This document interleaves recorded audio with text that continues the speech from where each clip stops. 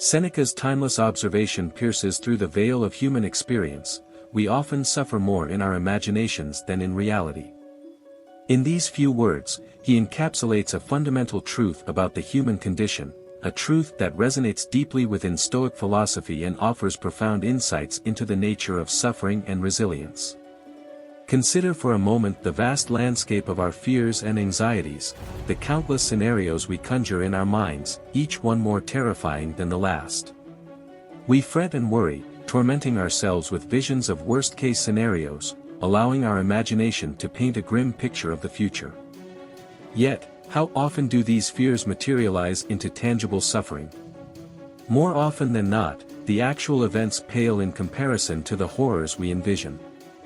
This phenomenon, so astutely observed by Seneca, sheds light on a profound aspect of human psychology. It speaks to our innate tendency to catastrophize, to magnify the perceived threats looming on the horizon. But why do we subject ourselves to this self-inflicted anguish? Why do we allow our minds to run wild with visions of doom and despair? In Stoicism, this tension between imagination and reality is not merely a curiosity, it is a cornerstone of the philosophy. Seneca's wisdom is not a call to embrace suffering or dwell in fear, rather, it is an invitation to cultivate a deeper understanding of our own mental processes. It prompts us to examine the stories we tell ourselves, the narratives that shape our perception of the world. At the heart of Stoicism lies a simple yet profound truth: while we may not always have control over external events, we do have control over our internal response to those events.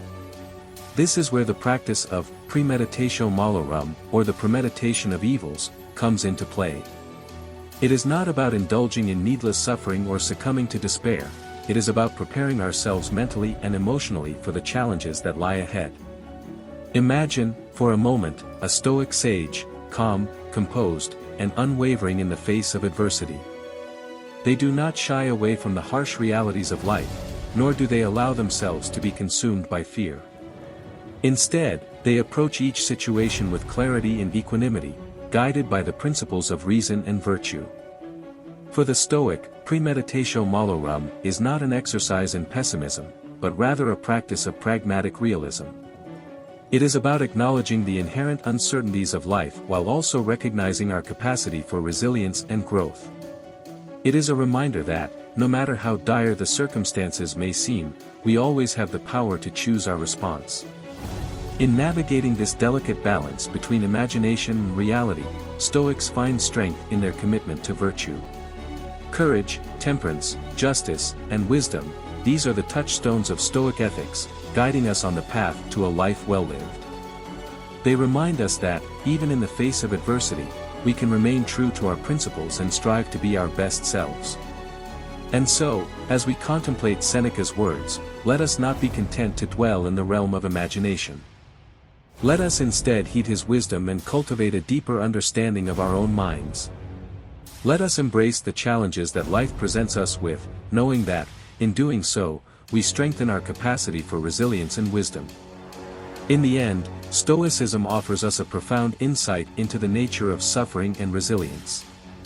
It teaches us that, while we may not always have control over external events, we do have control over our internal response to those events. And in mastering this inner citadel, we find a source of strength and resilience that transcends the trials and tribulations of life.